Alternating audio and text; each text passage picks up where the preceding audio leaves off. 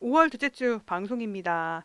네, 어느덧 여행도 리오프닝을 맞아서 아직은 조금 아쉽긴 하지만 그래도 정말 많은 여행 뉴스가 쏟아지고 있는 요즘입니다. 그래서 오늘도 한 세 가지 소식을 준비를 했고요.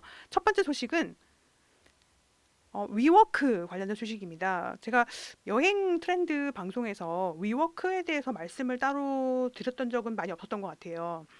그런데 이제 오늘 그 전해드릴 소식은 위워크가 올 액세스라는 글로벌 요금제를 내놨습니다. 다시 말씀드리면 이 위워크가 코워킹 오피스 사업이잖아요.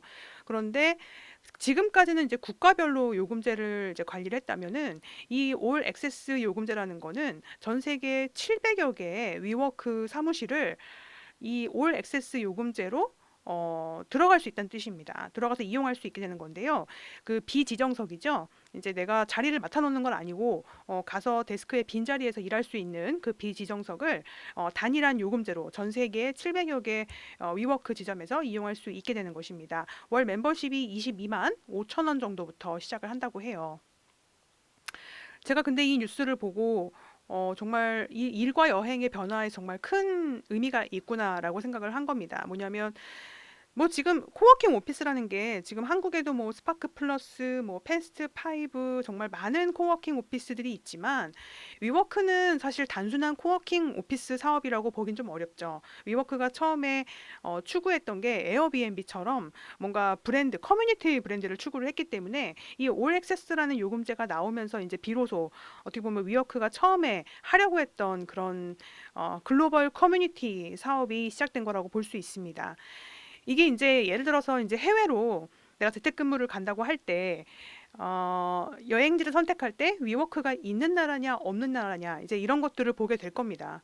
그리고 위워크 지점을 활용해서 내 재택근무지를 자유롭게 변경을 하면서 여행하면서 체류하는, 뭐 일하면서 다른 나라에 해외 체류하는 이제 이런 사례가 비일비재하게 늘어날 겁니다.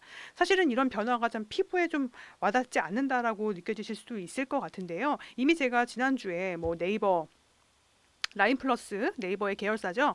라인 플러스가 해외 수출 재택근무 7월 달부터 허용한다라는 뉴스도 말씀드린 바 있습니다. 그리고 최근에 에어비앤비가 이 글로벌 이니셔티브 이제 회사에 나아갈 방향이죠. 새로 발표를 했는데 Work and Live Anywhere 제가 지금 말씀드린 거랑 똑같은 이야기죠.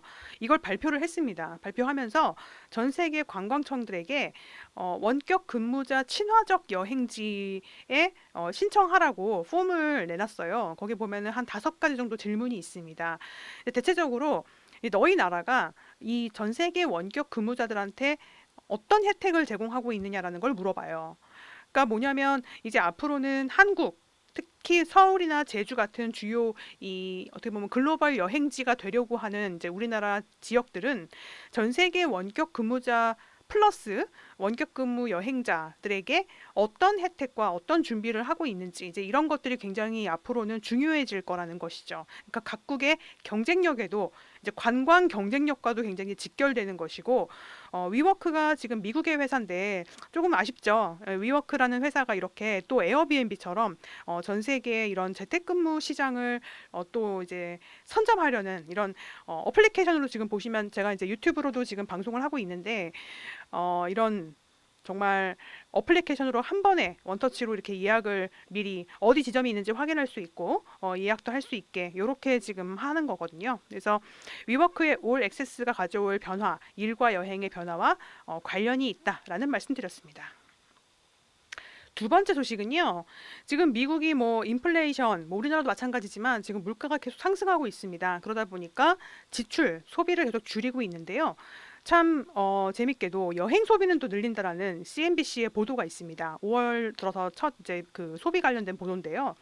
긴축 소비, 물가 상승으로 인해서 소비를 줄이고 삶의 질이 하락하지만 여행 소비만은 지금 감소 추세가 없다라는 그런 또 흥미로운 소식입니다.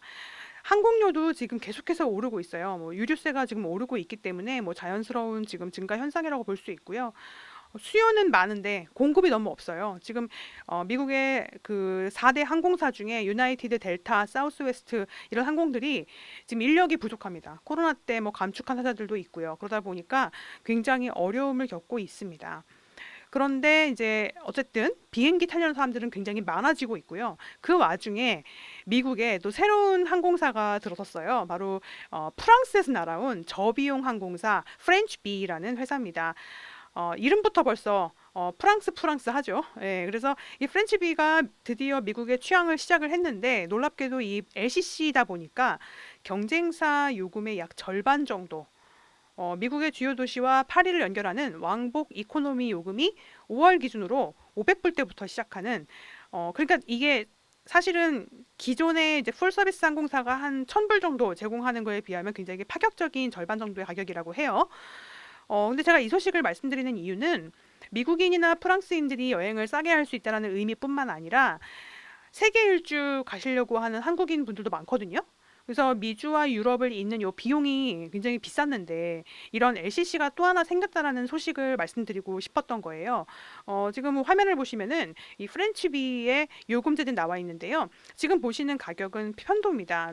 LA에서 파리까지 299불, 그리고 뉴욕에서 파리까지 197불, 뉴욕에서 리옹까지 279불인데 여기에는 떼제배 요금이 포함되어 있는 가격입니다. 그러니까 굉장히 경쟁력이 있죠. 미국 사람들이 조금의 LCC는 좀 불편하니까 어쨌든 이 10시간 동안 불편함을 좀 참으면 다른 비행기보다 훨씬 싸게 갈 수 있다. 이게 이제 인플레이션 국면에 미국에서는 또 되게 미국인들 여행자들에게 굉장히 주목할 만한 소식이었는지 지금 앞다투어서 또 뭐 리뷰들이 올라오고 있기도 합니다. 그래서 전반적으로 지금 미국의 분위기는 여행 소비가 오히려 지금 늘고 있고 인플레의 영향을 크게 받지는 않는 걸로 아직까지는 보인다라고 보도가 나오고 있고 또 그 와중에 프랑스 LCC가 지금 들어와서 강력한 가격 경쟁력으로 지금 경쟁에 뛰어들었다라는 소식입니다. 뭐 김포 한해다 노선 재개 소식도 있고요. 여러 가지가 있지만 오늘 마지막으로 좀 제가 국내 여행 관련해서 하나만 좀 말씀을 드리면은 야놀자가 제주지사를 설립했다라는 뉴스 관련해서 뭐 야놀자가 내놓은 보도 자료를 받아서 보도가 나간 것도 많이 있지만 제주 쪽 언론 매체 이제 기사를 보니까 굉장히 뭐 지역 온라인 오프라인 시장이 고사될 것이라는 우려를 표하는 지역 신문, 제주 방송 이쪽에서 나오는 이제 그 기사를 봤거든요. 그래서 아무래도 제주 관광 쪽에서는 위기라고 생각할 것 같아요. 야놀자의 제주 진출에 대해서 지금 제주도 지사를 설립했다라고 기사가 나갔는데 제주지사의 야놀자 직원들이 상주하면서 MZ 세대를 겨냥한 여행 상품을 개발한다라고 발표를 했습니다. 그러니까 뭐냐면 감성 숙소, 뭐 숨은 명소 이런 것들 지금 실제로 MZ 세대들이 제주도에서 여행을 하는 바로 그 방법이죠.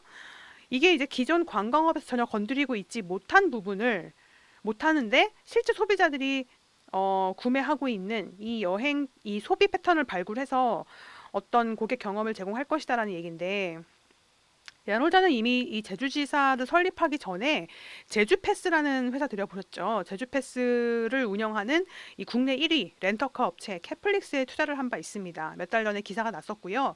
그렇기 때문에 제주지사 설립은 이제 제주패스 투자에 이어서 어떻게 보면 제주 여행에 본격적으로 뛰어든 하나의 이제 그림이라고 볼 수 있습니다.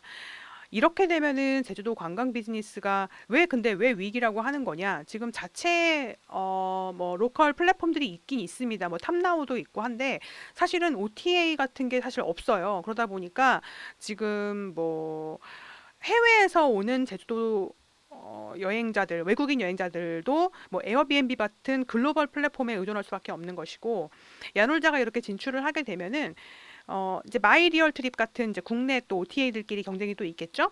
마이리얼 트립도 작년에 그 밝힌 바로는 해외 여행만 팔다가 지금 국내 여행을 판매하기 시작하면서 제주도에서 약 매출의 90%가 나온다라고 대표님이 직접 밝힌 바가 있습니다. 그래서 마이리얼 트립도 빠르게 지금 국내 여행 쪽으로 슈퍼 앱으로 가고 있거든요. 항공, 숙소, 투어, 렌터카까지 모든 것을 한 큐에 예약하는 슈퍼 앱을 지향하기 때문에 마찬가지로 똑같은 지금 기능을 아까 렌터카 업체에 제가 투자한다고 말씀을 드렸는데 이런 야놀자도 지금 항공, 숙소, 뭐 투어 액티비티 그다음에 렌터카까지 다 한 큐에 예약을 할 수 있는 슈퍼 앱을 지향을 하기 때문에 두 서비스 간에 또 이 제주도 시장을 선점을 하려는 경쟁 속에서 야놀자가 제주지사를 설립한 것으로 보입니다.